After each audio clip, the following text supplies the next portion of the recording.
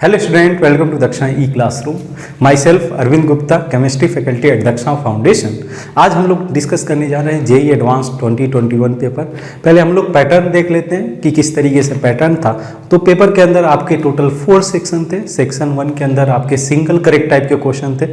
Section 2 के अंदर आपके न्यूमेरिकल टाइप के क्वेश्चन थे। सेक्शन 3 के अंदर आपके मल्टीपल करेक्ट क्वेश्चन थे एंड सेक्शन 4 के अंदर आपके इंटीजर टाइप क्वेश्चन थे। तो बेसिकली यहाँ पे चेंजेस क्या किया गया है, लास्ट ईयर के रिस्पेक्ट में इन्होंने चेंजेस किए हैं कि numerical as well as the integer type के क्वेश्चन दोनों को इन्होंने इंक्लूड किया हुआ है। ठीक है, तो आइए देखते हैं इसमें वेटेज किस तरीके से रहा केमिस्ट्री पेपर के अंदर। जैसे इन्होंने ऑर्गेनिक को स्लाइट मोर वेटेज दिया with respect to physical as well as the inorganic. किस तरीके से डिस्ट्रीब्यूशन था with respect to easy, moderate and hard paper के रिस्पेक्ट में देखा जाए तो फिजिकल का आपका इजी क्वेश्चन 1 था, ऑर्गेनिक से 1 इजी क्वेश्चन थे, इनऑर्गेनिक से 2 इजी क्वेश्चन था।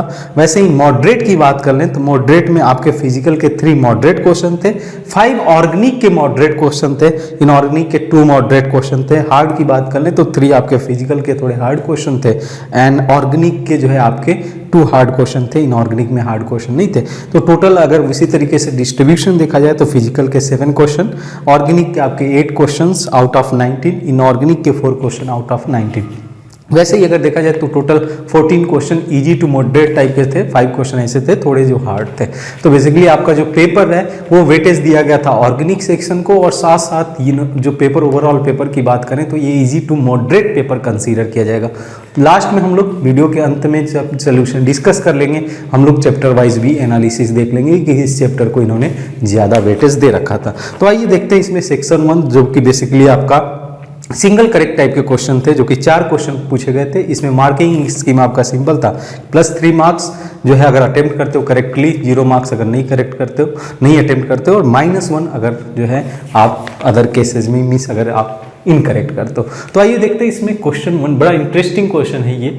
इस केस में क्या इन्होंने दे रखा है, आपका एल्काइन दे रखा है और इस एल्काइन के अंदर 2 तरीके के एल्काइन प्रेजेंट है, एक टर्मिनल एल्काइन प्रेजेंट है और एक नॉन टर्मिनल एल्काइन है, जिस पे इन्होंने बर्च रिडक्शन कराया है। ठीक है, हम लोग को ये रिडक्शन प्रॉपरली डिस्कस किया जाता है क्लासरूम के अंदर कि जब हम लोग sodium in the presence of liquid ammonia लेते हैं तो जो एल्काइन होता है वो एल्कीन में कन्वर्ट होता है, स्पेशली ये ट्रांस एल्कीन का फॉर्मेशन करता है। वैसे ही हम लोगों ने रोजेनमेंट रिडक्शन भी कराया होगा कि hydrogen in the presence of palladium with barium sulphate use किया जाएगा, तो in that case trans alkene की जगह सिस एल्कीन में बन के आता है जो हम लोग एल्काइन लेते हैं। तो यहाँ पे बस थोड़ा सा मेजर चेंजेस है। क्या है इसमें, पहले क्वेश्चन पढ़ लेते हैं। The major product form in the following reaction. तो रिएक्शन के अंदर देखिए आप एक बार जो है रिएक्टेंट पे फोकस करिए, तो ये एल्काइन दे रखा है। ठीक है, तो बेसिकली इन्होंने पहले NaNH2 के साथ ट्रीट किया हुआ है। अब एक चीज यहां पे समझने वाली बात क्या है कि this hydrogen so acidic behaviour, ये हाइड्रोजन एसिडिक नेचर होगा because it attach to carbon sp।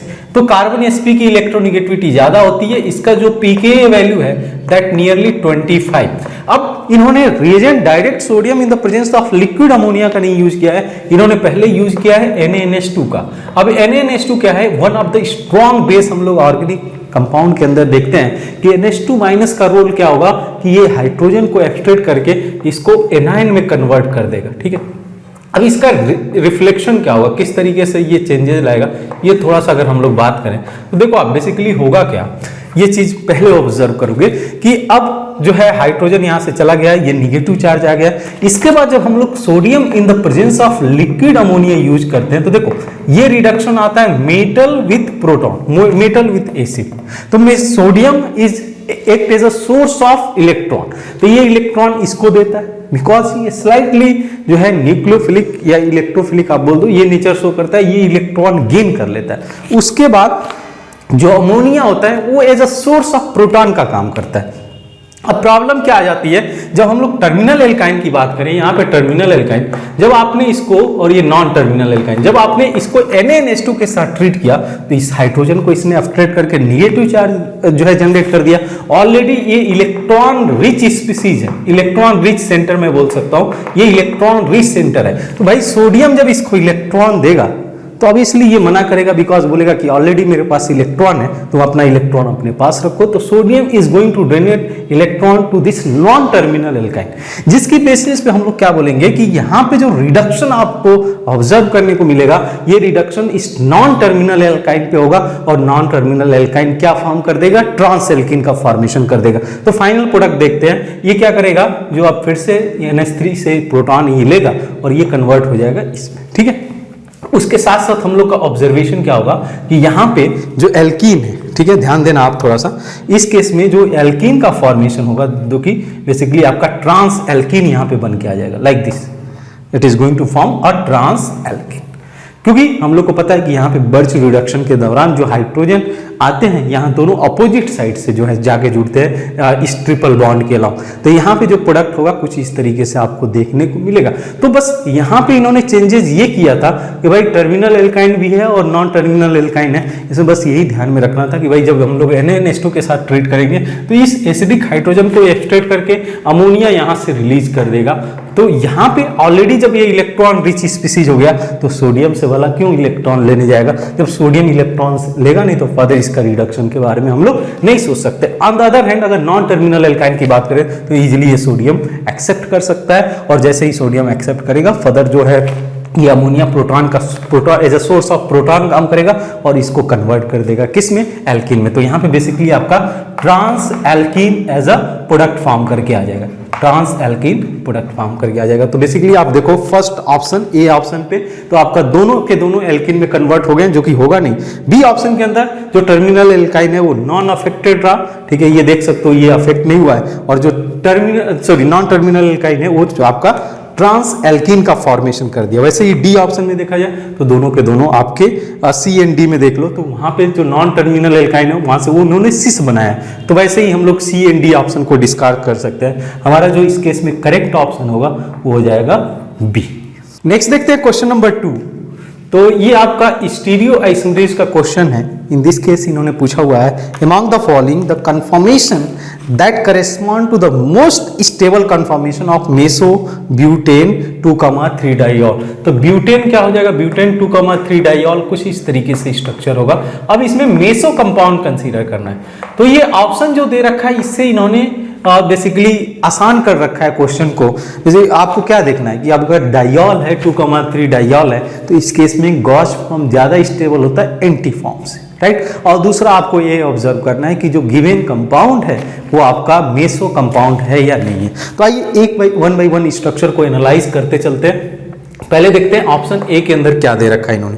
तो ऑप्शन ए के अंदर जो बैकवर्ड कार्बन है इसमें मिथाइल दे रखा है, यहाँ पे OH दे रखा है, यहाँ पे हाइड्रोजन दे रखा है, यहाँ पे फ्रंट कार्बन की बात करें तो OH, मिथाइल और यहाँ पे हाइड्रोजन। अब इसको आप चाहो तो फिशर प्रोजेक्शन में कन्वर्ट करो, अदरवाइज इसको ऑब्जर्व किया जा सकता है कि ये मेसो फॉर्म ही है। कैसे, आप OH को रोटेट कराओ 180 से, बिकॉज कन्फर्मेशनल में हम लोग जो है रोटेशन पॉसिबल है, कार्बन कार्बन सिंगल बॉन्ड के राउंड। तो जब आप रोटेट करा के OH को यहाँ पे लाओगे, हाइड्रोजन यहाँ खिसक जाएगा और मिथाइल यहाँ पे आ जाएगा।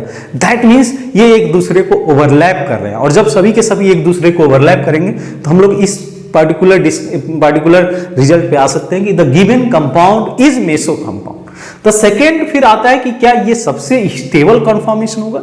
ये मेसो कंपाउंड में तो हम लोग कंसीडर कर ले कि इट इज मेसो, बट सबसे स्टेबल होगा कि नहीं होगा। ये आप देखो एंटी फॉर्म है, तो इन जनरल हम लोग देखते हैं कि एंटी फॉर्म ज्यादा स्टेबल होता है गॉस फॉर्म से, लेकिन कुछ केसेस ऐसे भी हम लोगों ने डिस्कस किया जहां पे कि हाइड्रोजन बॉन्डिंग की पॉसिबिलिटीज होगी, इस केस में क्लियरली देखा जा सकता है। इसकी वजह से इसका जो गॉस फॉर्म है वो ज्यादा स्टेबल होगा। तो बी का स्ट्रक्चर, बी स्ट्रक्चर की बात करते हैं तो बी में कुछ ऐसे ही आपको दे रखा है, देखना ध्यान से।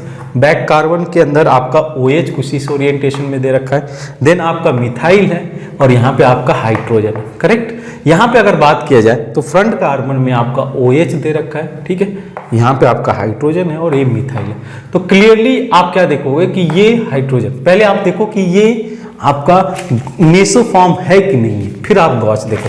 तो क्या करना है भाई, इसको अगर 60 से रोटेट करा देता हूँ इधर, इसको इधर रोटेट करा दो, इधर रोटेट करा दो, तो एक दूसरे को ओवरलैप करने लगेंगे। जैसे ही ओवरलैप करेंगे हम इस रिजल्ट पे आ सकते हैं कि गिवन जो कंपाउंड है ये मेसो फॉर्म है, ठीक है, मेसो कंपाउंड है। उसके अलावा अगर बात करें कि जो इसमें हाइड्रोजन बॉन्डिंग की, तो ये इस तरीके से हाइड्रोजन बॉन्डिंग दिखाएगा। तो जैसे ये हाइड्रोजन बॉन्डिंग आएगा तो इन दैट केस इसको एक्स्ट्रा स्टेबिलिटी मिल जाती है। तो this gauche form is going to be even more stable than anti form. तो B will be correct answer. C और डी ऑप्शन की भी जांच कर लेते हैं कि भाई इसमें क्या है एक्चुअल में। तो आप देखो इस केस में बैक कार्बन जो है OH इस तरीके से दे रखा है, H इस तरीके से दे रखा है, मिथाइल बैक कार्बन पे ये लगा हुआ है। फ्रंट कार्बन की बात कर लो आप, तो फ्रंट कार्बन पे हाइड्रोजन है, यहाँ पे आपका OH ग्रुप है और यहाँ पे आपका मिथाइल ग्रुप है। अब एक सिंपल सा फंडा ये है कि क्या ये मेसो फॉर्म है? गॉस फॉर्म तो है, बेसिकली गॉस फॉर्म ये 60 डिग्री बना रहे हैं, तो this is the Gauss form.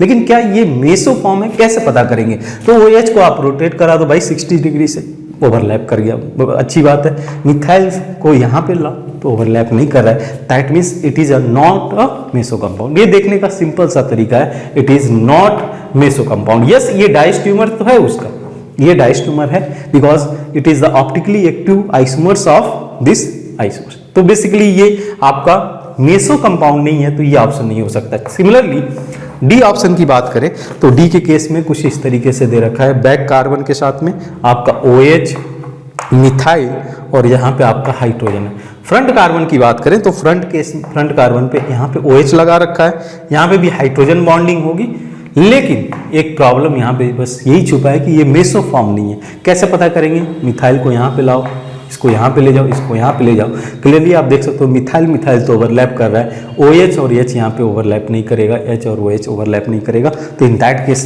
This is not a meso compound, तो ये भी मेसो कंपाउंड नहीं है। तो वैसे इस ऑप्शन को हम लोग डिस्कार्ड कर सकते हैं। तो ये भी एक इजी प्रॉब्लम ही था, बस थोड़ा सा आपको जो है दो चीजें ऑब्जर्व करनी थी कि ये मेसो कंपाउंड होना चाहिए और साथ साथ में Gauss form is more stable than anti form. ये ऑलरेडी हम लोग डिस्कस करते हैं ड्यूरिंग स्टीरियोआइसोमेरिज। तो ये चीज आप जो है बी ऑप्शन के साथ जा सकते हो फॉर क्वेश्चन नंबर 2। नेक्स्ट देखिए क्वेश्चन नंबर 3, तो दे रखा है for the given closed packed structure, जो है आपका close packing structure of salt made of cation X and anion Y shown below, ends of only one phase are shown for the clarity, the packing fraction approximately. ठीक है, आपको जो structure दे रखा है clearly आप देख सकते हो कि जो कैटायन है एक दूसरे को टच कर रहे हैं। यहाँ पे जो Y है आपका जो एनायन है, बेसिकली एनायन एक दूसरे को टच कर रहा है।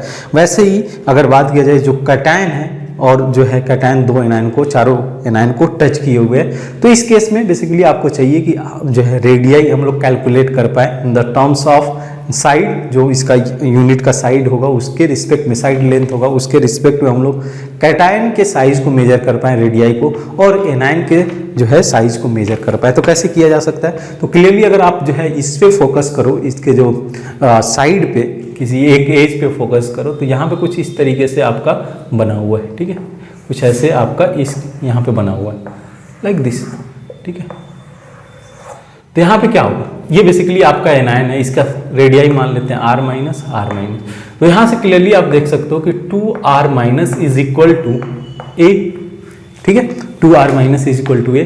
अब फोकस करो जो दूसरा पार्ट है जहाँ पे कि आप एनायन की बात कर रहे हो। ठीक है, इसको मैं ड्रॉ कर देता हूँ, इसको मैं ड्रॉ कर देता हूँ। एनायन की बात करें तो एनायन कुछ इस तरीके से इसमें प्रेजेंट है। ठीक है, अब देखो, अब इस डायगोनल पे फोकस किया जाए, जो फेस डायगोनल है इस पे अगर आप फोकस करते हो तो इसका लेंथ क्या होगा? इसका लेंथ, ये तो पहला एक्सप्रेशन हो गया। ठीक है, यहाँ से अगर पता करना चाहें तो R minus will be basically A/2, जिसको हम लोग आगे यूज करने जा रहे हैं, इसको यूज करेंगे। ये फर्स्ट एक्सप्रेशन हो गया। दूसरा, अगर हम लोग ये फेस डायगोनल पे फोकस करते हैं, बिकॉज ये वाली जो साइज होगी वो R प्लस होगी और ये माइनस होगा, R माइनस होगा। तो बेसिकली हम लोग लिख सकते हैं R2 into R plus R minus is equal to √2A। तो that means R plus and R minus is equal to √2A/2। अब देखो R माइनस का वैल्यू ऑलरेडी पता है, तो यहाँ पे R प्लस की वैल्यू निकाला जा सकता है। R plus value basically √2 minus 1A/2। तो ये दूसरा हम लोग का एक्सप्रेशन। अब हम लोग को पैकिंग एफिशिएंसी निकालना है कि इसका पैकिंग एफिशिएंसी क्या होगा। तो आपको पता है कि ठीक है, आपको पता है कि इसका जो एरिया होगा वो ए स्क्वायर होगा, और हम लोग को एरिया टोटल एरिया से डिवाइड करना है, डिवाइडेड ऊपर में रखना है एरिया ऑफ दिस स्फीयर, जितना ये कवर करेंगे। तो कैसे निकाला जा सकता है इसको आप समझो। तो बेसिकली आप जो पैकिंग एफिशिएंसी का फॉर्मूला लिखोगे that will be eta 4/3 pi R plus cube, ठीक है, आर प्लस क्यूब कैटायन के लिए, और जो है 4/3 pi r minus cube for anion divide by A cube. अब यहाँ पे आप वैल्यूज रख सकते हो, दोनों अपने जो फर्स्ट और सेकेंड एक्सप्रेशन में देख सकते हो कि 4/3 कॉमन ले लें, आर प्लस को हम लोग लिख सकते हैं यहाँ पे √2 माइनस ए, ठीक है, बाई ये आपका हो जाएगा, क्यूब कर रहे हो तो 8 में लिख देता हूँ बाई क्यूब, और ये हो जाएगा ए क्यूब, ठीक है। वैसे ही अगर आप दूसरे एक्सप्रेशन को देखो, एनायन का जो साइज है दैट विल बी बेसिकली 4/3 पाई आप बाहर ले चुके हो जाएगा √2, ठीक है, नहीं, ए क्यूब डिवाइडेड बाई 8, और टोटल को आप किससे डिवाइड कर दो, ए क्यूब से।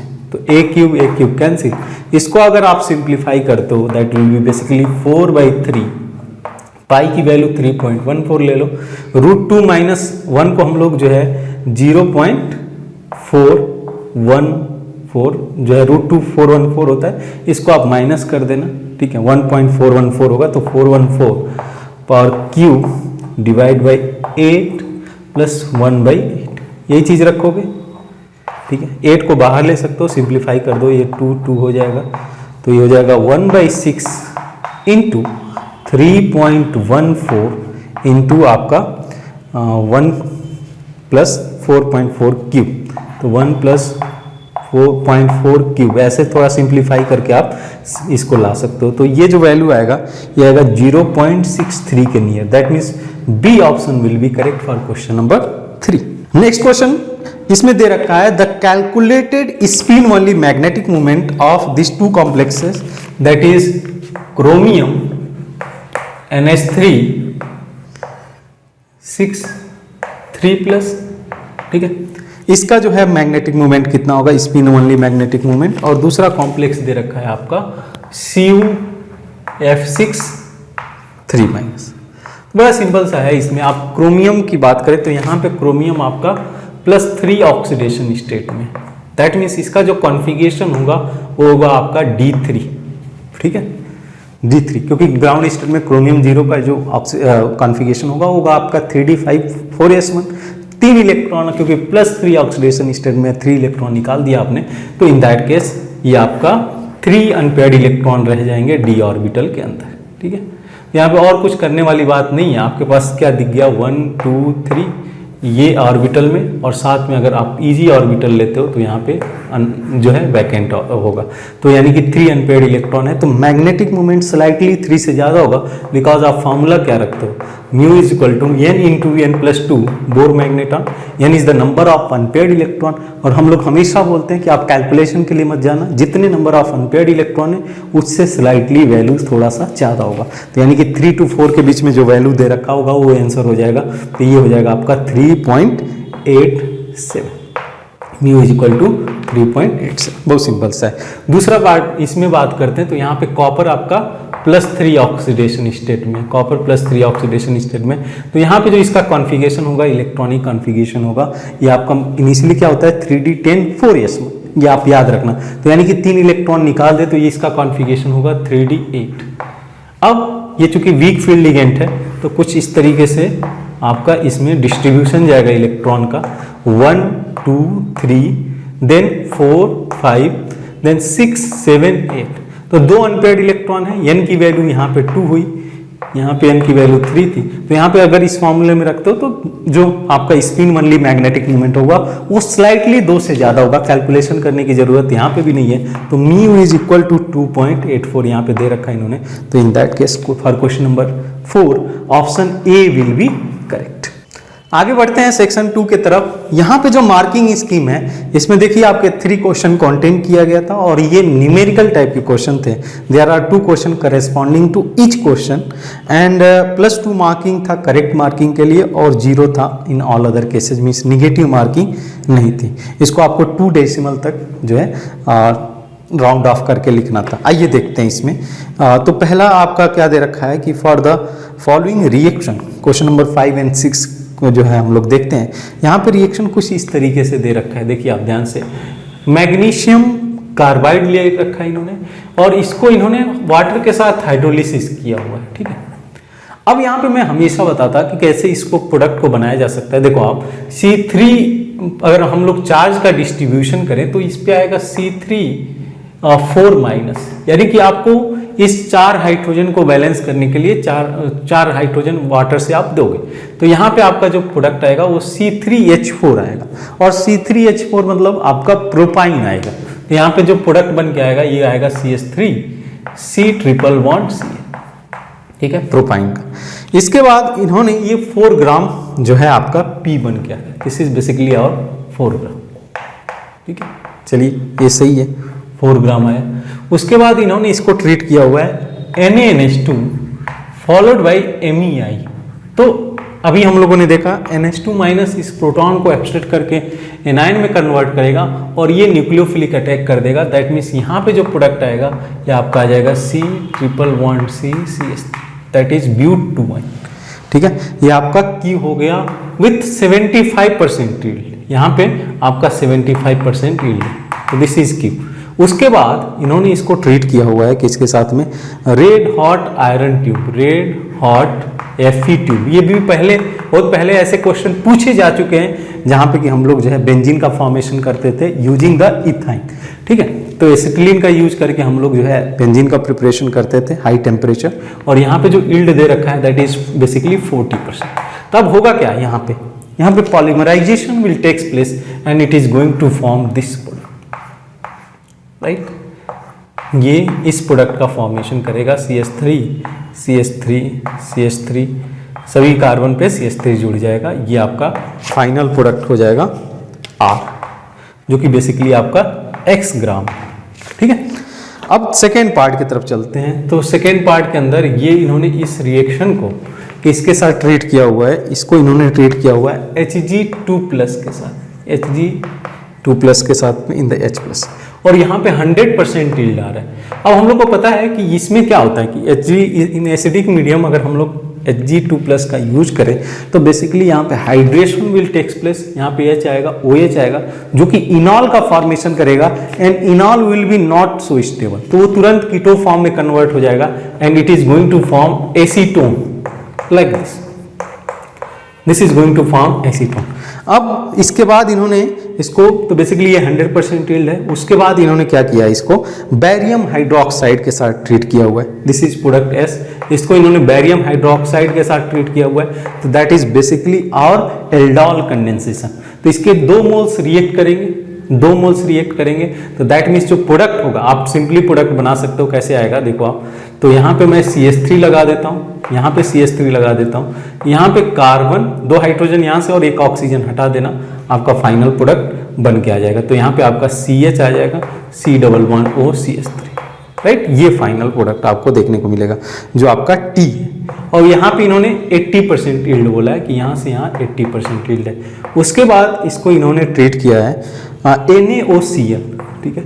NaOCl हम लोग को पता है that is basically hello form reaction, और यहाँ पे क्या होगा कि ये CH3 हैलो फॉर्म के फॉर्म या क्लोरोफॉर्म के फॉर्म में निकल जाएगा।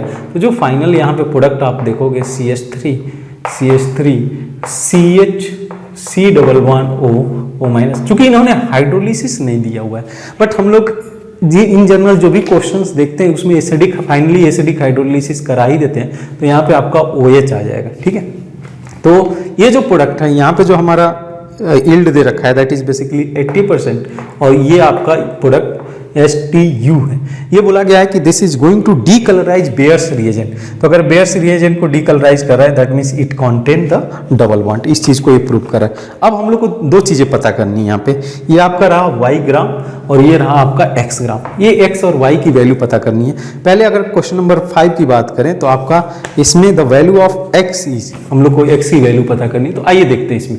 तो यहाँ से इन्होंने 4 ग्राम प्रोड्यूस किया। इसकी मोलर मास की बात करें तो that is going to be 40 gram per mole. तो इसका मीन्स ये जो P होगा, P आपका हो जाएगा 0.1 मोल। क्लियर है बात? अब यहां से फर्दर देखो, आप 0.1 मोल को जो है NaNH2 के साथ ट्रीट किया तो 75% यील्ड हुआ, मतलब इसको आप 0.75 से मल्टीप्लाई कर दो, ठीक है। तो बेसिकली आपके number of moles of Q आ जाएगा। Q के बाद इन्होंने क्या किया हुआ, इसको फर्दर बोला कि हम लोग इसको 40% ट्रीट कर रहे हैं। अब चूंकि यहाँ पे देखो Q रिएक्ट करके ये जो R देगा वो R/3 देगा, राइट? क्यों? 1/3 ऑफ R देगा। अगर Q को रिएक्ट कराते हैं तो 1/3 R देगा, because 3 moles of Q is going to react and it is going to form 1 mole of R। यानी कि अगर 1 मोल लिया जाएगा तो 1/3 मोल्स ऑफ R फॉर्म करके आएगा। यहां से यहां यील्ड की बात करें तो कितना यील्ड दे रखा है, ये बेसिकली 40%। तब बहुत सिंपल सा हमारे पास कैलकुलेशन हो जाता है, दैट इज बेसिकली 0.1 इंटू 0.75, ठीक है। अब बाद में इसके मोलर मास से मल्टीप्लाई करना पड़ेगा 0.4, ठीक है। ये चीज हुआ, ये आपके डिवाइड बाई 3, ये नंबर ऑफ मोल्स कितने आ जाएंगे, number of moles of this R compound. तो इसको आप कैलकुलेट कर लो और उसके बाद जैसे इस हमारे पास जो मोलर मास है, अगर वेट X की वैल्यू कैलकुलेट किया जाए तो X will be basically 162 into this value. तो ये आपका कितना दे देगा, ये 0.25 होगा, 0.25 into 0.4 that will be basically 0.001, यही होगा। और इसको आप फिर मल्टीप्लाई कर रहे हो तो ये 10⁻⁻⁴ आ जाएगा, ठीक है। तो बहुत सिंपल सा केस है कि ये जो वेट आएगा ये आपका 10⁻³ होगा, ठीक है। 10⁻³ that means the weight will be 1.162, ये आंसर हो जाएगा X के केस में। तो X में आपका 0.162 होगा। Y की बात करें तो Y के केस में क्या दे रखा है, अब देखिए यहाँ से उसी तरीके से रिलेशन निकालिए कि Y का हम लोग वेट कैसे निकालेंगे। तो 0.1 मोल है तो P से स्टार्ट किया आपने, यहाँ से ये 100% यील्ड दे रहा है किसको, S को। तो that means it is going to be 0.1 mole. ये भी 0.1 था, ये भी 0.1 होगा। फर्दर इसको आपने किसके साथ ट्रीट किया, बेरियम हाइड्रोक्साइड के साथ में, और वो 80% यील्ड दिया। तो 80 से 0.8 से मल्टीप्लाई करोगे तो ये कितना हो जाएगा, जो आपका T है that is going to be basically 0.08 mole. और फर्दर आप इसको किसके साथ ट्रीट कर रहे हो, फर्दर आप जब NaOCl के साथ ट्रीट कर रहे हो तो it is going to be 80%। तो फिर फर्दर आप इसको 0.8 से मल्टीप्लाई करोगे तो जो आपका U होगा that is going to be basically 0.064 mole, यही तो होगा। ये फाइनल इतने मोल्स बन के आएंगे। अब आपको करना क्या है, देखो आप, लेकिन यहाँ पे ध्यान ये चीज रखने वाली है बात कि आप जो है इसके 2 मोल्स कंज्यूम कर रहे हो तो ये 0.4 मोल ही होगा ना, क्योंकि हाफ हो जाएगा, हाफ मोल होगा। 2 moles of S is going to form 1 mole of T। अब इसके बाद क्योंकि यील्ड कितना, इसको किससे मल्टीप्लाई करोगे आप, इसको मल्टीप्लाई करोगे 0.8 से, तो ये हो जाएगा आपका 0.0032। अब देख लो मोलर मास कितना दे रखा है, मोलर मास इसका कैलकुलेट किया जाए तो कार्बन आपके 1 2 3 4 5 तो 60 हो गया ये। उसके अलावा हाइड्रोजन 3 + 3 6 और जो है 2 8 हो गया, और जो है आपका 8 हो गया ये। और उसके अलावा ऑक्सीजन तो ये हो गया 32 मीन्स इसका वेट हो जाएगा 100 ग्राम पर मोलर मास। इसको आप क्या करो, सिंपली 100 से मल्टीप्लाई कर दो तो दैट विल बेसिकली गिव 3.2 ग्राम। यहाँ पे मैंने गलती किया हुआ है, दैट इज बेसिकली 0.32। तो इसको आप 100 से मल्टीप्लाई करोगे तो ये दे देगा 3.2 ग्राम, यानी Y की वैल्यू हो जाएगी आपकी 3.2। देखते हैं next question, that is basically question number 7 and 8। यहाँ पे क्या दे रखा है, for reaction X solid converted to Y solid and Z gas the plot of LnPZ। तो बेसिकली आपका PZ/P0 versus 10⁴ T given below in the solid line where Pz is the pressure in bar of gas Z and T is temperature, P0 is equal to 1 bar। तो ये चीज दे रखा है। हमारे पास एक और इंफॉर्मेशन है जिससे हम लोग जो है चीज़ें कैलकुलेट कर सकते हैं, that is derivative of ln k with derivative of d1/t is equal to minus delta h by R. ये इंफॉर्मेशन दे रखा है, ठीक है। अब इसको आप इस तरीके से कंसीडर कर सकते हो, तो जैसे ln k by ln 1/t, अब हमको पता है कि ln pz by p not that is basically ये आपका ln k हो जाएगा यहाँ पे, ठीक है। तो आप इस केस में इसको कैसे डिनोट कर सकते हो, d थोड़ा सा सिंप्लीफाई करते हैं, ln pz by p not that is basically 1 बार, ये हो जाएगा d, और इसको हम लोग इस तरीके से लिख देते हैं 10⁻4/t। इसको लिखा जा सकता है del minus del h by R, और यहाँ पे आप 10⁻4 कर दो, ठीक है। अभी है क्या, अगर आपको ऑब्जर्व करो तो बेसिकली ये आपका ln pz by p not का ही कर्व है और 10⁻4/t का टर्म है। तो आपका इस केस में जो ये है that is the slope of the given curve. तो स्लोप कितना हो जाएगा, -7 to -3 that will B -4 divide by 10 to 12 that will be basically 2, तो ये -2 हो जाएगा। अब इसमें आप डेल्टा एच इजीली कैलकुलेट कर सकते हो, तो del H is equal to 2 into R into 10⁻4, तो 8.314 हम लोग रखेंगे, तो 8.314 इंटू 8.3 ले लो आप, तो इसको जो है लिखा जा सकता है 116.6 इंटू 10⁻4। अब यहाँ से 10⁻3 बाहर ले लो ताकि हम लोग इसको किलो जूल में कन्वर्ट कर पाए, तो ये हो जाएगा आपका 162.2 हो जाए इस तरीके से किलो जूल। तो डेल्टा एच के केस में ये आपका हो जाएगा 166.28, सेकेंड डेसिमल तक अगर हम लोग रखते हैं तो ये डेल एच की वैल्यू हो जाएगी, यानी कि क्वेश्चन नंबर 7 आपका हो गया, ठीक है। अब 8 की बात करते हैं। 8 के केस में क्या पूछ रखा है आपका, the value of del S entropy change for the given reaction at 100 kelvin. तो हम लोग को पता है कि delta G is equal to del H minus T del S. हम लोग के पास दो एक्सप्रेशन तो आ ही गया है, डेल जी को हम लोग -RT/ln k के फॉर्म में लिख सकते हैं, और डेल एच ऑलरेडी वैल्यू दे रखा है। तो बस ये ध्यान में रखना कि ये आपका जूल में आना चाहिए, ठीक है। तो कैसे करेंगे हम लोग, तो इसको लिखा जा सकता है del S is equal to del G minus del H, ठीक है। या अगर इसको आप फर्दर सिंप्लीफाई कर दो तो ये हो जाएगा आपका del H minus del G divide by T. अब इसमें वैल्यूज रख दिया जाए तो डेल एच को हम लोग रखते हैं 166,200 जूल में ही कन्वर्ट कर देते हैं, और डेल्टा जी क्या होगा, -RT/ln k होगा, तो -RT आपका 1000 हो जाएगा, ठीक है, 1000, और ln k -RT/ln k, ln k की वैल्यू कितनी है देख लो आप, तो ln k आपका दे रखा है 1 second, that is basically -RT/ln k ln pz by p nought, कितने पे, आपका जो टेम्परेचर है that is T is equal to 1000 kelvin. तो अगर T is equal to 1000 kelvin रखोगे तो यहाँ से जो 10⁻4/t कितना आ जाएगा, दैट इज 1000 में 10, और 10 पे इसकी वैल्यू जो आपका ln pz बाई p कितना दे रखा है 10 पे, दैट इज -3, तो यहाँ पे ये -3 आपका वैल्यूज हो जाएगा, -3 डिवाइड बाई 1000, ठीक है।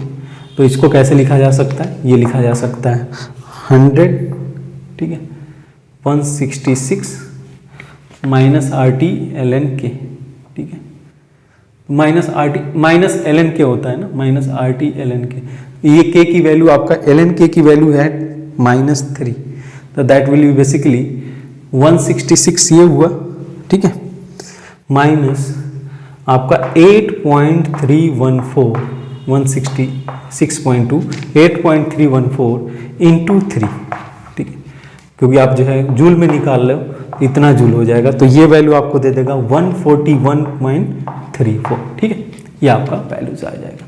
तो del G equal to basically होता है -RT/ln k, ठीक है। तो यहाँ पे आपका बेसिकली ln k की वैल्यू -3 है, -RT/ln k होगा, पहले से ही माइनस है तो ये प्लस होगा बेसिकली, ठीक है। तो ये वैल्यू दे देगा 141.34 जूल पर केल्विन पर मोल, ठीक है, आसान सा ही ये चीज हो जाएगा। नेक्स्ट देखते हैं क्वेश्चन नंबर 9 एंड 10 के लिए। तो क्या दे रखा है, the boiling point of water in a 0.1 molar silver nitrate AgNO3 है, solution A is x degree Celsius. To this solution A an equal volume of 0.1 molar aqueous solution of barium chloride solution is added to make a new solution B। हम लोग का जो दे रखा है, the difference in the boiling point of water in the two solution A and B is y into 10⁻²। ये चीज़ दे रखा है इन्होंने। Kb वैल्यू दे रखा है, constant is molar elevation constant that is 0.5 kelvin kg पर मोल। तो अब जो है आपको x एंड y की वैल्यू निकालना है। आपको पता है कि सोल्यूशन चैप्टर से जो है जो मोस्ट प्रेडिक्टिव क्वेश्चन होता है उस यही होता है कि आपको एलिवेशन ऑफ जो है बॉइलिंग पॉइंट या डिप्रेशन ऑफ फ्रीजिंग पॉइंट यही निकालना रहता है। तो अगर ये चीज़ें आप सफिशिएंट प्रैक्टिस की हो तो इजीली ये दोनों है +2 मार्क्स लेकर के +4 मार्क्स लाया जा सकता है। बस थोड़ा सा आपको ध्यान में रखना होगा। क्वेश्चन नंबर 10 में 9 को पहले हम लोग देख लेते हैं। तो 9 के केस में x की वैल्यू पूछ रखा है, that is basically our delta TB. जो बॉइलिंग पॉइंट क्या है, टीवी क्या है, मतलब आपका जो बॉइलिंग पॉइंट x होगा, ठीक है। The boiling point of water in the 0.1 molar AgNO3 solution, ठीक। तो कैसे निकाला जाए इसको, आपको पता है कि delta TV is equal to KV into M, ठीक है, KV इंटू एम। तो KV की वैल्यू कितना दे रखा है, KV is equal to I रख लो, I KV, क्योंकि AgNO3 डिसोसिएट होके Ag प्लस का फॉर्मेशन करेगा एंड NO3 माइनस का फॉर्मेशन करेगा। That means I will be 2। हम लोग को पता है कि colligative property number of particles पे डिपेंड करते हैं, तो I की वैल्यू 2 हो गई। KV आपका दे रखा है दैट इज 0.5 और मोलैलिटी दे रखा है दैट इज 0.1, ठीक है। तो कितना वैल्यू हो जाएगा, ये हो जाएगा आपका 0.1। तो जो बॉइलिंग पॉइंट होगा, अगर मैं बात करूं TB dash minus TB is equal to 0.1। हम लोग को नॉर्मल बॉइलिंग पॉइंट पता है pure solution of pure water का, दैट इज 100 डिग्री सेल्सियस। इसमें आप TB रख दो यहाँ पे, तो TB dash will be basically 100.1, ये चीज़ होगा। तो यानी कि 9 के केस में आपका आंसर हो जाएगा 100.1। अब 10 क्वेश्चन नंबर 10 में अगर जो है देखा जाए तो इस केस में इन्होंने y की वैल्यू पूछा हुआ है। तो y में क्या किया जा रहा है, बेसिकली इस सोल्यूशन के अंदर AgNO3 सोल्यूशन के अंदर इन्होंने बेरियम क्लोराइड ऐड कर दिया है। तो AgNO3, ठीक है, ये डिजॉल्व होता है बेरियम क्लोराइड के साथ। हम लोग क्या देखते हैं कि ये रिएक्ट करके आपका फॉर्म कर लेता है AgCl, जो कि वाइट प्रेसिपिटेट के फॉर्म में चला जाता है और साथ में बेरियम नाइट्रेट का फॉर्मेशन करता है, ठीक है। अगर आप इस रिएक्शन को बैलेंस कर पा रहे हो तो बेसिकली आपका 2 moles of AgNO3 will react with 1 mole of barium chloride and it is going to form 1 mole of AgCl and barium nitrate. अब बात करें दोनों के दोनों 0.1 मोलर सोल्यूशन दे रखा है। तो मान लो आप मोलर है तो वॉल्यूम 1 लीटर कंसीडर कर लो, 1 लीटर इसको, 1 लीटर इसको लिया इन्होंने। तब देखिए आप इन दोनों में से लिमिटिंग रिएजेंट कौन सा होगा। AgNO3 को अगर 0.1 को 2 से डिवाइड करूंगा तो 0.05 आएगा, इसको 1 से, दैट मीन्स जो भी लेस वैल्यू होगा आप इसको अगर स्टैग्मेटिक कोफिशिएंट के साथ डिवाइड कर देते हो, जिसका लेस वैल्यू होगा वो लिमिटिंग रिएजेंट होगा। तो ये लिमिटिंग रिएजेंट है, ये कंप्लीटली कंज्यूम हो जाएगा, बचा रह जाएगा बेरियम क्लोराइड। तो ये 0.1 कंज्यूम होगा, ठीक है। ये 0.05 ही कंज्यूम होगा क्योंकि 1 मोल 2 मोल्स इसके 1 मोल के साथ रिएक्ट कर रहा है, तो 0.1 मोल इसके 0.05 के साथ रिएक्ट करेगा और यहाँ पे ये फॉर्म कर जाएगा आपका जो है 0.05 मोलर AgCl प्रेसिपिटेट हो जाएगा और ये फॉर्म कर लेगा 0.05 मोलर बेरियम नाइट्रेट, ठीक है। अब देख लो आप फाइनली ये सोल्यूशन के अंदर ये तो 0 हो गया, ये बच गया आपका 0.05 मोलर और AgCl प्रेसिपिटेट आउट हो गया, तो ये भी 0.05 बना है, बट इसको अब नहीं कंसीडर किया जाएगा, ये हट जाएगा, ये हो जाएगा आपका 0.05। तो जो भी इस सोल्यूशन के अंदर प्रेजेंट होंगे वही कोलिगेटिव प्रॉपर्टीज दिखाएंगे। तो 0.05 molar barium chloride and 0.05 molar barium nitrate, ये 3 चीजें आएंगी। अब क्योंकि वॉल्यूम डबल हो गया है तो जो मोलैलिटी है सोल्यूशन का, मोलैलिटी है वो डिक्रीज हो जाएगा। तो molality, final molality of the solution क्या हो जाएगा, जैसे अगर बात किया जाए तो 0.05, मैं आयंस कैलकुलेट करना चाह रहा हूँ, तो 0.05 इंटू, देखो आप सिंपल सा केस है कि इसको आप 3 से मल्टीप्लाई करोगे, 1/2 फैक्टर 3 है इसके लिए क्योंकि 3 आयंस को जनरेट करेगा। वैसे ही 0.05, ठीक है, मैं एक टर्म्स इसमें डिफाइन कर रहा हूँ, दैट इज बेसिकली 3 से डिवाइड कर दिया आपने, डिवाइड बाई 2, ठीक है, divide by 2, it will give 0.15। ऐसा मैंने क्यों किया, बिकॉज देखो आप वन ऑफ फैक्टर से इसको मल्टीप्लाई करो, तो डेल्टा टीवी जो लिखा जाएगा, delta TV is equal to, इस केस में आपका आ जाएगा आई तो ऑलरेडी इसमें मल्टीप्लाई है, तो के बी दैट इज 0.5 इंटू 0.15, यही चीज होगा। तो इसको अगर हम लोग कैलकुलेट करें, delta T B will be basically और 0.075, यही चीज होगा, करेक्ट। अब इन दोनों में डिफरेंस आप कैलकुलेट कर सकते हो, delta TB of this case and delta TB, इन दोनों को माइनस कर दो, तो बेसिकली ये कितना आ जाएगा 0.1 minus 0.075, that will basically give 0.025, जिसको हम लोग लिख सकते हैं किस फॉर्म में, 2.5 into 10⁻², that means our answer will be 2.5, our answer will be 2.5। Next देखते हैं सेक्शन 3, जो कि बेसिकली आपका 6 मल्टीपल करेक्ट क्वेश्चन कंटेन किया हुआ था। मार्किंग स्कीम कुछ इस तरीके से है, +4 अगर ऑल ऑप्शन करेक्ट किया है आपने, +3 +2 and +1 are the partial marking and -2 is the negative marking. Next question number 11, ये क्वेश्चन इन्होंने बायोमॉलिक्यूल्स से रखा हुआ है। डी ग्लूकोज को इन्होंने HNO3 के साथ ट्रीट किया हुआ है। HNO3 is a strong oxidising agent, हम लोग को सिंपल सा पता है कि ये जो है CHO ग्रुप और CH2OH ग्रुप दोनों ग्रुप को ऑक्सीडाइज करके एसिड में कन्वर्ट कर देगा। वही ब्रोमीन वाटर जो CHO ग्रुप है उसको कन्वर्ट करेगा आपका COH में। तो दोनों में डिफरेंसेज है, एक के केस में हम लोग का ग्लूकोनिक एसिड का फॉर्मेशन होता है और इसमें ग्लूकारिक एसिड या सैक्रिक एसिड आप बोल दो, इसका फॉर्मेशन होगा। तो इस केस में देखिए आप क्या दे रखा है क्वेश्चन नंबर 11 में, आपके सामने ये ग्लूकोज मॉलिक्यूल है, ठीक है, ये ग्लूकोज मॉलिक्यूल CH2OH, ठीक है, यहाँ पे HOH HOH OH H, यहाँ पे आपका HOH, ठीक है। इसको इन्होंने HNO3 के साथ में ट्रीट किया हुआ है, HNO3 के साथ ट्रीट किया हुआ है, तो दैट मीन्स ऑक्सीडेशन दोनों जगह पे होगा, CHO पे भी होगा, CH2OH पे होगा। तो आपका यहाँ केस कुछ इस तरीके से, जो प्रोडक्ट P है ये कुछ ऐसे बन के आएगा, HOH, ठीक है, यहाँ पे COH हो जाएगा, यहाँ पे OH, सॉरी यहाँ पे आपका HOH OH और यहाँ पे आपका HOH जो है ये आपका COH हो जाएगा, करेक्ट। अब इन्होंने क्या पूछा हुआ है कि द कंपाउंड्स विच जो है इसका ऑप्टिकल रोटेशन दे रखा है, दैट इज 52.7 P का। अब इसके बाद इन्होंने क्वेश्चन में क्या पूछा है कि the compound which on the reaction with HNO3 will give the product having degree of rotation that is -52.7 degree Celsius. तो यहाँ पे -52.7 डिग्री होने के लिए इसका जो पर्टिकुलर मतलब हम लोग क्या करेंगे, इसका मिरर इमेज कंसीडर करेंगे। तो या तो इसका आप मिरर इमेज लेके इसमें कन्वर्ट करो या डायरेक्ट इसका मिरर इमेज ले लो, ठीक है। तो अगर मिरर इमेज लेते हैं तो यहाँ पे आपका इसका मिरर इमेज कुछ ऐसे दिखेगा, ठीक है, ये हो जाएगा आपका OH H H OH OH H OH H और यहाँ पे आपका CHO CH2, ठीक है। एक तो ये हो जाएगा, जिसको अगर हम लोग ऑक्सीडाइज करें तो इसका जो रोटेशन होगा, मतलब जो प्रोडक्ट फॉर्म करके आएगा उसका जो रोटेशन होगा, optical rotation, that will B -52.7 degree. उसके अलावा एक और ऑप्शन के बारे में सोचा जा सकता है कि मान लो आप CH2OH को ऊपर रखो और CHO को नीचे रख दो, वो भी तो सेम ही प्रोडक्ट देगा ना। अगर मैं यहाँ पे क्या करता हूँ, थोड़ा सा मॉडिफिकेशन करता हूँ, रोटेट वगैरह नहीं करने जा रहा हूँ, मैं सिंपली इसको CH2OH रख दूँ और यहाँ पे CHO रख दिया जाए और इसी और अदर जो कार्बन एटम है कॉन्फ़िगरेशन आप वैसे ही रखो, OH H H OH आपका OH H, ठीक है।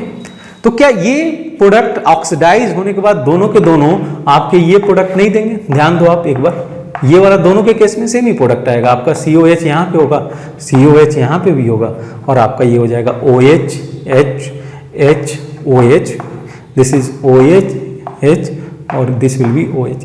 तो यही दोनों के केस से आपको सेम ही प्रोडक्ट मिलेगा जब हम लोग इसको HNO3 के साथ में ट्रीट करें। तो दैट मीन्स क्या हुआ कि आपका ये भी हो सकता है, ये भी हो सकता है, जो कि ऑक्सीडेशन होने पे ये प्रोडक्ट फॉर्म करेगा और इसका जो रोटेशन होगा -52.7 होगा, ठीक है। तो आपका ऑप्शन कौन सा करेक्ट हो जाएगा इसमें, क्लियरली देख लो कि ये दोनों ऑप्शन कहाँ पे दे रखा है, इसको रोटेट करके दिखाया हुआ है, that means option C and D will be correct for question number 11।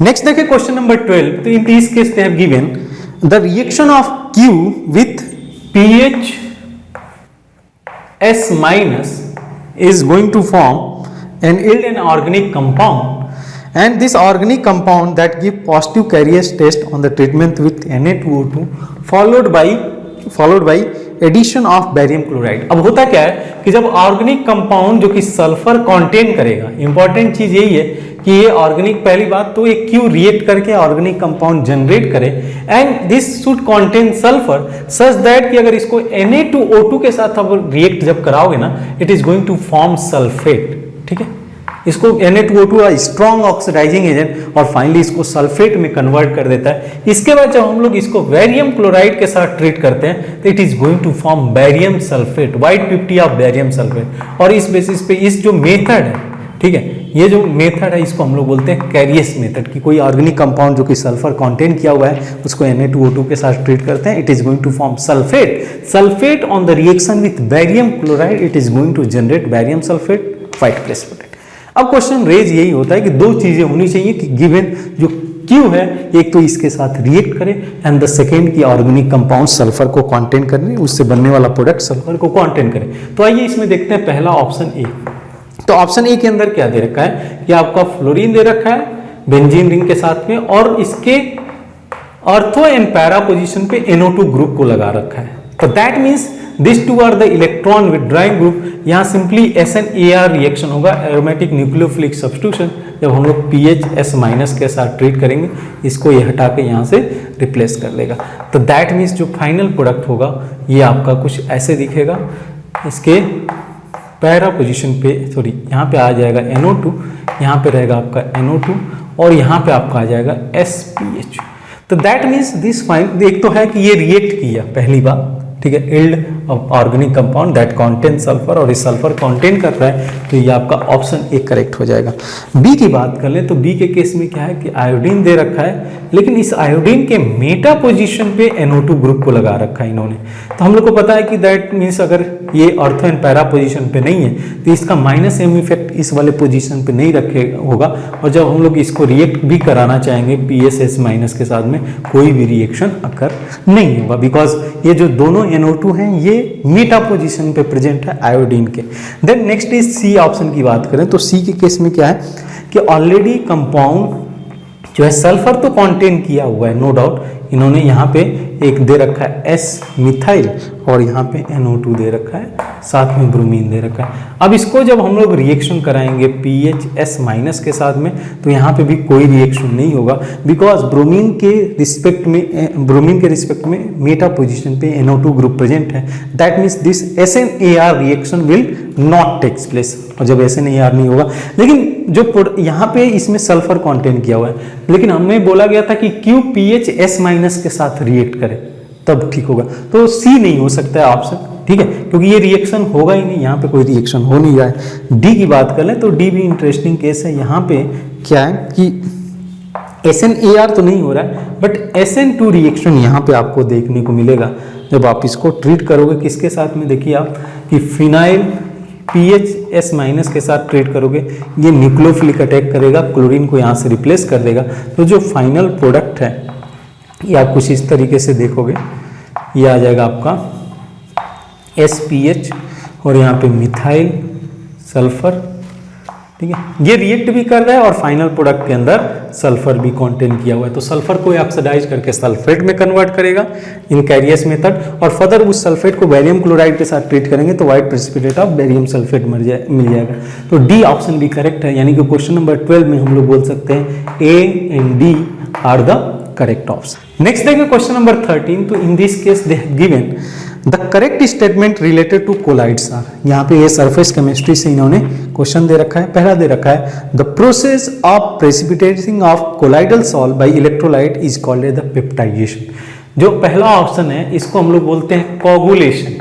Coagulation के अंदर क्या होता है कि जो आपका कोलाइड्स है वो प्रेसिपिटेट होना शुरू हो जाता है बाय द इलेक्ट्रोलाइट। तो ये पेप्टाइजिंग नहीं है। पेप्टाइजेशन क्या है? तो पेप्टाइजेशन कोगुलेशन बोला जाता है कि हम लोग जो है इस कोलाइड्स को कन्वर्ट करते हैं प्रेसिपिटेट में, कोलाइड को प्रेसिपिटेट में कन्वर्ट करते हैं। और जो पेप्टाइजेशन है, पेप्टाइजेशन क्या है बेसिकली? तो पेप्टाइजेशन में हम लोग क्या करते हैं, पेप्टाइजेशन जो प्रोसेस है उसके अंदर हम लोग प्रेसिपिटेट को कोलाइड फॉर्म में लेकर के आते हैं, तो दोनों अपोजिट चीजें हैं, समझना आप बात को, ठीक है। तो option A is incorrect. B क्या है, colloidal solution freezes at higher temperature than the true solution. अब बी की बात करें तो अगर ट्रू सोल्यूशन में हम लोग देखते हैं क्या होगा, ट्रू सोल्यूशन में कुछ कॉलिगेटिव प्रॉपर्टी अप्लाई होगा तो इसका जो बॉइलिंग पॉइंट है वो डिक्रीज हो जाएगा, और जो भी कॉलिगेटिव प्रॉपर्टीज है that will be proportional to number of particles present in the solution. अब होता क्या है कि जब कोलाइड फॉर्म में जाएगा तो number of particle will decrease. अगर मान लो कि ट्रू सोल्यूशन के अंदर नंबर ऑफ पार्टिकल जो है एंटी है तो ये डिक्रीज हो जाएगा, लेस होगा। अगर हम लोग ट्रू सोल्यूशन की बात करें, number of particle in true solution ये एसोसिएट होना शुरू होगा तो जो है that will be greater than number of particle in true solution will be greater than number of particle in the colloidal form. तो यानी कि जो depression in the boiling point हम लोग ट्रू सोल्यूशन के लिए देखेंगे, मान लो आपने 0 डिग्री सेल्सियस लिया, दैट इज बॉइलिंग पॉइंट, तो sorry freezing point of true solution, तो जो हम लोग का कोलाइडल सोल्यूशन होगा ये कुछ कम ही डिक्रीज करेगा। दैट मीन्स आपका यहाँ पे हाइयर बॉइलिंग पॉइंट होगा, सॉरी मेल्टिंग पॉइंट होगा, और यहाँ पे लोअर मेल्टिंग पॉइंट होगा। तो colloidal solution freezes at higher temperature, ठीक है, ऑब्वियसली ये हाइयर टेम्परेचर होगा, higher temperature than the true solution at the same concentration, that is correct, ठीक है। अगर कंसंट्रेशन सेम रखोगे जो colloidal solution number of particles उसके लेस होंगे, और ये चीज में बी करेक्ट हो जाता है। नेक्स्ट आप सी देखिए, ऑप्शन सी के अंदर क्या दे रखा है, the surfactant from the micelle above critical micelle concentration CMC depend on the temperature. Yes, जो सर्फेक्टेंट फॉर्म करता है from micelles above the critical micelle concentration CMC के ऊपर बंधन का, और CMC depend on the temperature, that means C option is also correct.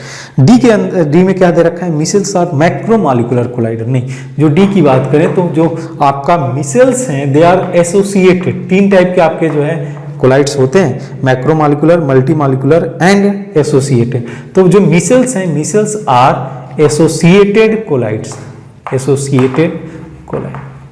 तो that means अगर हम लोग बात करें इसमें क्वेश्चन नंबर 13 में, क्वेश्चन नंबर 13 में option B and C will be correct. Next देखिए question number 14, in this case they have given an ideal gas undergo a reversible isothermal expansion from first to second. ये है आपका reversible isothermal, this is reversible isothermal, that means delta T is equal to 0, यानी कि T is equal to constant, ये बोला जा सकता है। एंड सेकेंड क्या दे रखा है, from second to third, second to third, that is adiabatic reversible adiabatic expansion, this is reversible adiabatic expansion, ठीक है, बोथ आर एक्सपेंशन, ये भी एक्सपेंशन है और ये भी आपका एक्सपेंशन है। तो यहाँ पे Q is equal to D Q is equal to. अब देखिए पहला option A P versus V का कर्व, तो P वर्सेस V का कर्व अगर हम लोग बात करें आइसोथर्मल प्रोसेस के लिए क्या होगा, PV is equal to constant, तो दैट मीन्स ये कुछ रेक्टेंगुलर हाइपरबोला बनाएगा फर्स्ट से 1 to 2, और चूंकि एक्सपेंशन हो रहा है तो वॉल्यूम बढ़ेगा, प्रेशर कम होगा। उसके अलावा जो है एडियाबैटिक प्रोसेस की बात करें तो एडियाबैटिक प्रोसेस में भी एक्सपेंशन हो रहा है और आपका PV power gamma is equal to constant होगा, यहाँ पे PV is equal to constant and here PV power gamma is equal to constant, ठीक है। तो यहाँ second to third, that means option A is correct. B की बात कर लें तो बी के केस में क्या दे रखा है, पी वर्सेस टी का कर्व, तो पी वर्सेस टी देखें हम लोग ध्यान से, तो क्या दे रखा है, फर्स्ट टू सेकेंड ये आइसोथर्मल है तो टेम्परेचर कांस्टेंट रहेगा फ्रॉम फर्स्ट टू सेकेंड। जो प्रेशर है वो डिक्रीज होगा, प्रेशर आपका डिक्रीज होगा क्योंकि वॉल्यूम इंक्रीज हो रहा है आइसोथर्मल प्रोसेस में। नेक्स्ट क्या होगा, नेक्स्ट देखिए तो एडियाबैटिक प्रोसेस, अब एडियाबैटिक एक्सपेंशन है तो दैट मीन्स क्या होगा, temperature will decrease, right. Expansion में वर्क डन विल बी, आपका जो डेल यू होगा, जैसे मैं बोलता हूँ एडियाबैटिक प्रोसेस है तो डी क्यू 0 होगा, तो del U is equal to work done, delta U is equal to Q plus W होता है तो del U is equal to W, और एक्सपेंशन है तो निगेटिव वर्क डन होगा, यानी कि टेम्परेचर डिक्रीज होगा, और टेम्परेचर जब डिक्रीज होगा तो pressure is also going to be decrease from second to third, तो B option is also correct. Next third option की बात करें तो थर्ड के केस में क्या दे रखा है, H वर्सेस S का कर्व। अब यहाँ पे जो है आपका H फर्स्ट टू सेकेंड अगर देखा जाए तो आपका आइसोथर्मल प्रोसेस है, नो डाउट आपका ये ऐसे बढ़ेगा, entropy is going to increase क्योंकि एक्सपेंशन हो रहा है, ठीक है, एक्सपेंशन हो रहा है, इसमें आपका एंट्रोपी विल इंक्रीज। और आइसोथर्मल प्रोसेस है तो H is going to be the constant. उसके बाद सेकेंड टू थर्ड हम लोग को पता है कि that is our adiabatic process, यानी कि एंट्रोपी विल रिमेन कांस्टेंट, तो S कांस्टेंट होना चाहिए। लेकिन ये ऊपर जाएगा या नीचे ये कैसे पता करेंगे, तो आप देख लो क्या हो रहा है इस केस में कि आपका जो टेम्परेचर है वो डिक्रीज हो रहा है, तो टेम्परेचर डिक्रीज होने का मतलब जो आपका इंथैल्पी है that is also going to decrease, तो ये नीचे आना चाहिए। और इन्होंने क्या दे रखा है, सेकेंड टू थर्ड ये ऊपर ले गए, तो इन दैट केस आपका ये जो ऑप्शन है जो बोल सकते हैं C option, that is incorrect, C is incorrect, क्योंकि इसको नीचे आना चाहिए था, क्योंकि सेकेंड से थर्ड आपका एडियाबैटिक एक्सपेंशन है तो एंट्रोपी तो कांस्टेंट रहेगा, लेकिन जो आपका इंथैल्पी है that is going to decrease, तो C can not be correct. D की बात कर लें तो डी टी वर्सेस एस का दे रखा है, तो आपको पता है कि जब हम लोग फर्स्ट से सेकेंड की बात करेंगे तो आइसोथर्मल प्रोसेस है तो कांस्टेंट रहेगा, टेम्परेचर कांस्टेंट है, एंड सेकेंड से थर्ड आप जाओ तो चूंकि ये आइसो जो है ये प्रोसेस होगा, इसमें एनर्जी कांस्टेंट है, DQ 0 है, that means isoentropic process होगा, entropy will remain constant, that means D option is also correct. तो ये 14 के केस में आपका आंसर हो जाएगा A, B एंड D।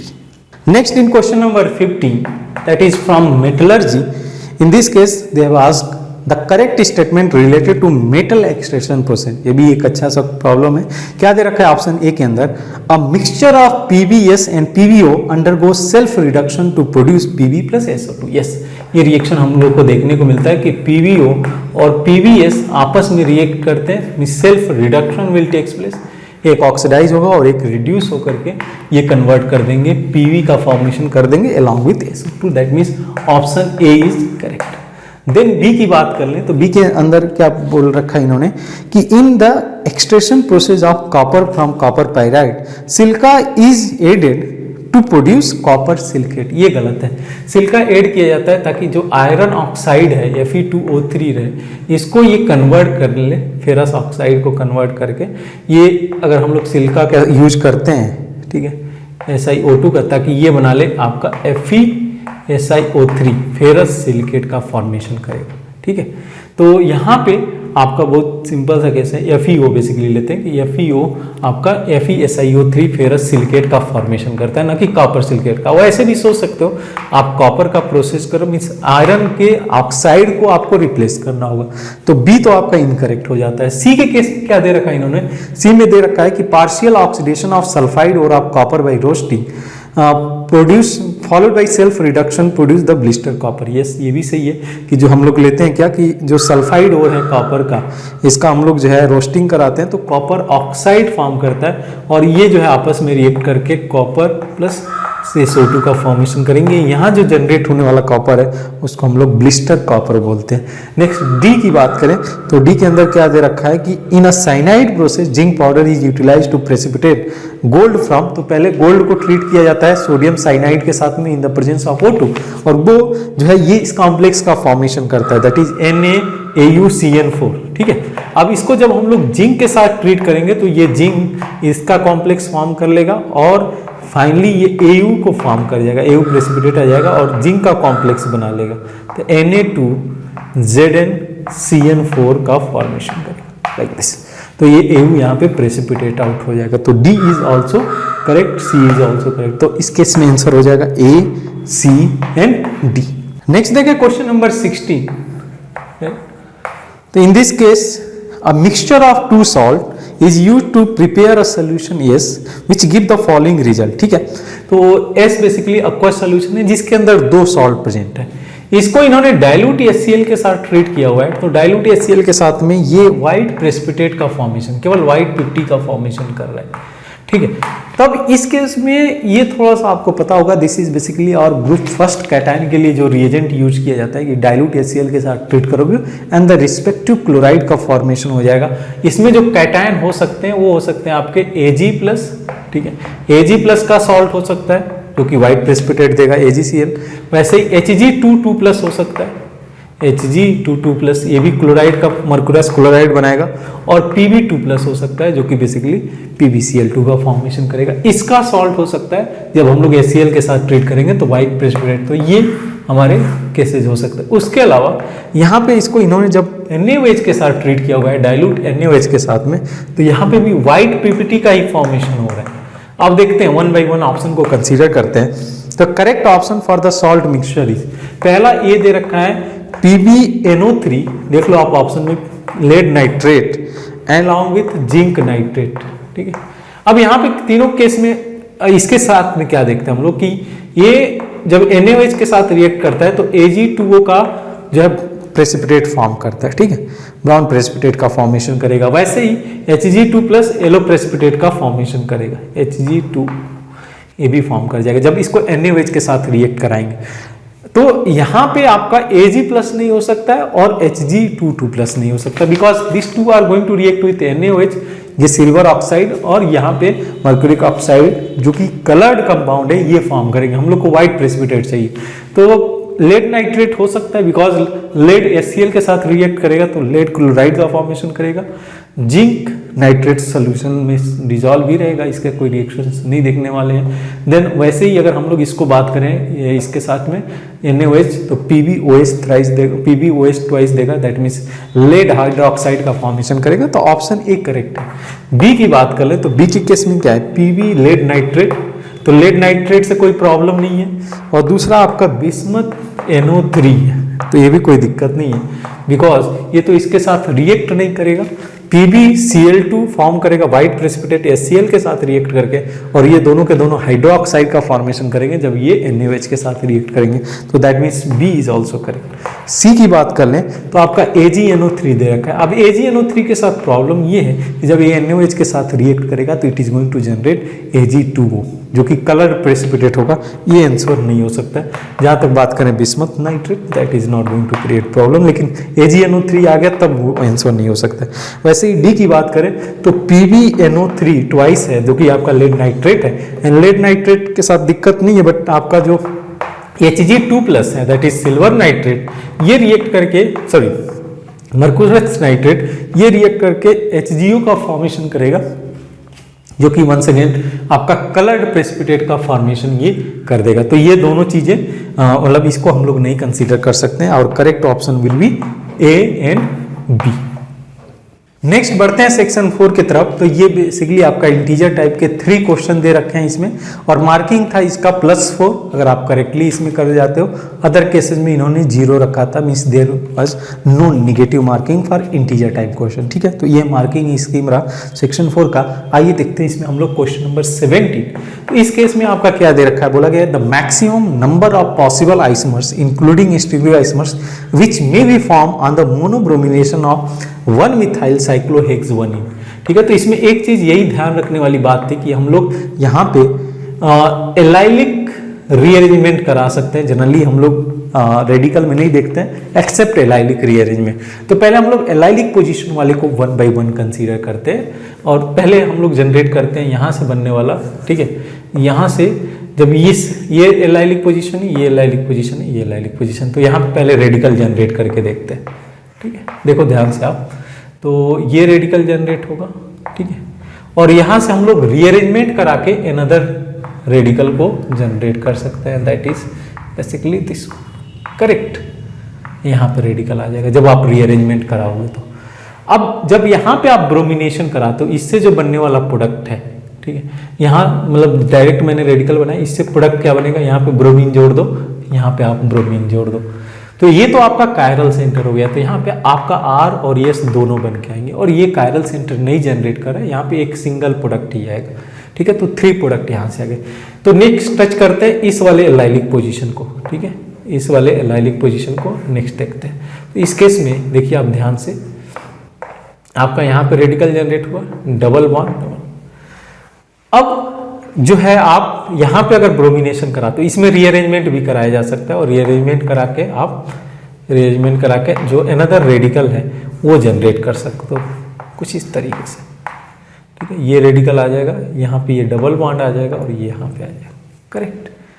तो जब आप ब्रोमिनेशन यहाँ पे करा रहे हो, समझना इस बात को, दोनों सेम ही प्रोडक्ट देंगे, ठीक है, दोनों आपको सेम ही प्रोडक्ट देंगे। तो किसी एक को कंसीडर करके ब्रोमीन लगा दो और यहाँ पे भी आपका R और S दो प्रोडक्ट बन के आ जाएगा, ठीक है। R और S इस कायरल सेंटर के अलावा, क्योंकि ये नया कायरल सेंटर जनरेट कर रहा है, यहाँ पे आपका दो प्रोडक्ट आ जाएंगे। नेक्स्ट जो है यहाँ पे कराया जा सकता है, ठीक है। नेक्स्ट जो बात मैं कर रहा हूँ कि ये वाला एलाइलिक पोजिशन आप कंसिडर कर सकते हो लाइक दिस, ठीक है, ध्यान देना आप ये वाले, ठीक है।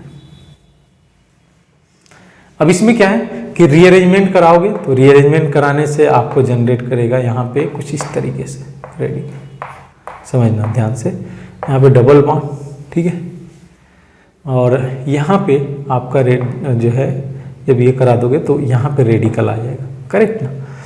तो अब देखिए आप यहाँ से ध्यान से कि यहाँ पे जब ब्रोमिनेशन कराएंगे तो दो प्रोडक्ट यहाँ पे आएगा R और S, करेक्ट। और यहाँ पे जब ब्रोमिनेशन कराएंगे यहाँ पे भी आपका R और S दो प्रोडक्ट आ जाएंगे, क्योंकि ये भी एक नया कायरल सेंटर का जनरेट कर रहा है। तो 1 2 3 4 5 6 7 8 9 तो ये एलाइलिक पोजीशन पे जनरेट हो गया। हमसे पूछा गया total number of product, that means we have to consider minor product also.